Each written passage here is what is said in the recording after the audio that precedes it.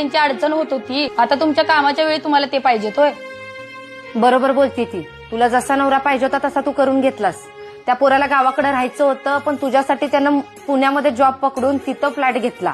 आता त्या फ्लॅटचे हप्ते, गाडीचे हप्ते भरायचं म्हटल्यावर त्याला काम करायलाच पाहिजे. तो नोकरी सोडून तर गावाकडे नाही जाऊ शकत आहे. आणि गावाकडची शेती सोडून ते तुझे सासू सासरे तिकडे पुण्यात येऊन राहू शकत नाहीयेत. त्यामुळे जे झालंय ते झालंय. आता पुण्याची सवय लावून घे. जे निर्णय घेतले होतेस त्याच्यावरती ठाम राहा आणि शेवटपर्यंत आता नवऱ्याची साथ दे आणि त्याला समजून घे. त्याच्या विश्वासाला पात्र राहा. हे बघ, तुझ्या इच्छेसाठी आम्ही तिथं लग्न लावून दिलं.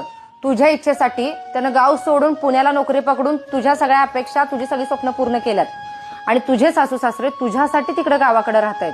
आता तुझं काम आहे की ह्या सगळ्यांना खुश ठेवण्यासाठी तुझ्या नवऱ्याला साथ देणं आणि त्याला समजून घेणं. कळतंय का? होय वहिनी, पटतंय मला तुझं. घेईन मी त्यांना समजावून, देईन मी त्याची साथ.